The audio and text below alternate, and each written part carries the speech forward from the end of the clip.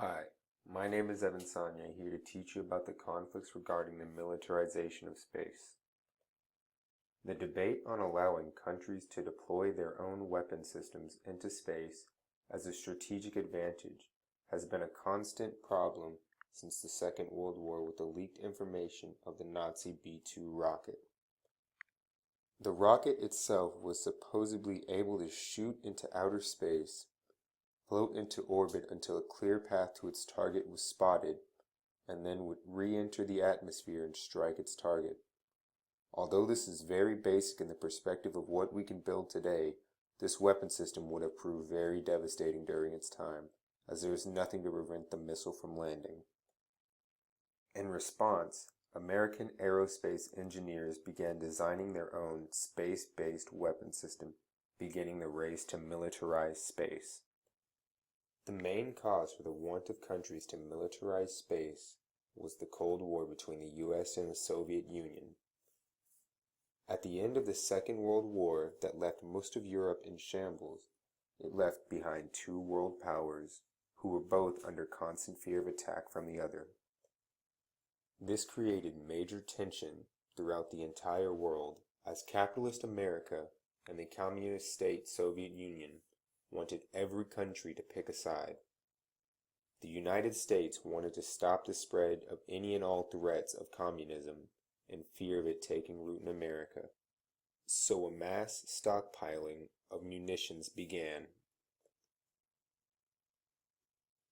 The Soviets didn't want to be outgunned if fighting did take place, so they began building and stockpiling their own munitions. With the constant threat of invasion, any information that would give an upper hand over the other was greatly appreciated. The introduction of stealth fighter planes began. Although these planes were undetectable by radar, they must be flown close enough to the ground that would cause them to be spotted by the human eye and shot down. Early aerospace engineers and scientists then began to look at planes that could fly stealthily inside the stratosphere, undetectable by the human eye. Planes like the Lockheed SR-71 Blackbird were designed just for this, and passengers aboard the Blackbird were required to wear full astronaut gear to live the 16-mile ascension into the sky. With a fully capable weapon system on board, capable of deterring any rocket threat, the Lockheed SR-71 Blackbird was a flying spaceship with missiles. The Blackbird redefined the concept of militarizing space with its portable stealth weapon station capable of flying 2,500 miles at speeds of Mach 3.2 or 2,436 miles per hour without refueling, as stated by Lockheed President Orlando Carvalho. The United Nations noticed this tension growing between the two superpowers and saw the potential of nuclear fallout that could ensue should anything go wrong.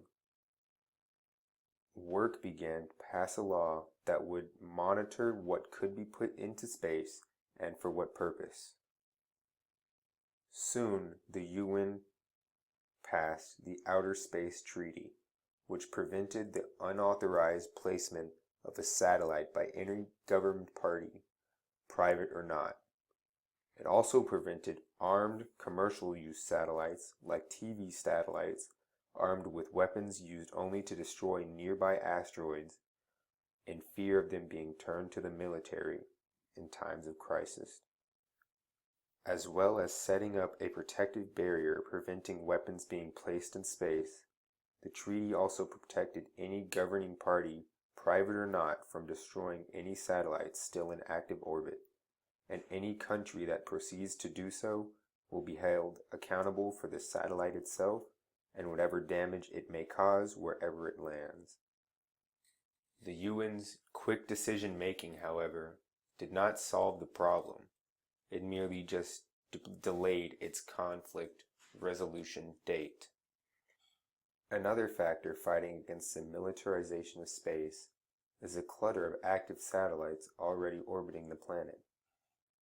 In this graphic, we can see the number of satellites each country holds, and as you can see, America and Russia lead the world in satellite use. However, this graph excludes satellites made by private companies or for commercial use, for things like TVs and cell phones, which brings the grand total of active satellites to around 2,200. Recorded by the Goddard Space Flight Center, Russia owns over half the active satellites with 1.3 thousand satellites in total.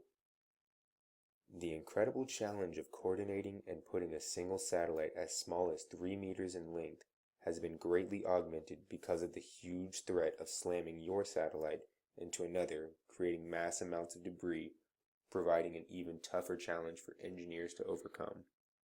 In order to successfully launch a satellite into orbit, one must record meticulous details such as windage, elevation, altitude, temperature, humidity, as well as the previous measurements performed on the rocket itself, like aerodynamics, the balance of wind flow, and the weight of the rocket through the different stages of flight. The additional mathematics needed to accurately measure the current position of a satellite has proven to be too much for some, as of 2009, there have been 39 high-speed collisions between satellites. Although satellite collisions are rare because of their complex navigation systems and threat avoidance systems, or TAS, that propel them out of danger. This adds to the difficulty of launching a satellite, as the satellites are constantly changing orbits to avoid dangers like rocket debris and small asteroids. In addition to the satellites in orbit, the amount of trash floating in space can also prove disastrous. On June 28, 2011, all members aboard the International Space Station were instructed to prepare for emergency evacuation and head to the escape pods, as a floating hunk of satellite debris was on a collision course with the station. The piece itself was only roughly the size of a baseball, but when hurtling around the Earth at 29,000 miles per hour, the chunk would have proven disastrous and deadly if it had hit the ISS.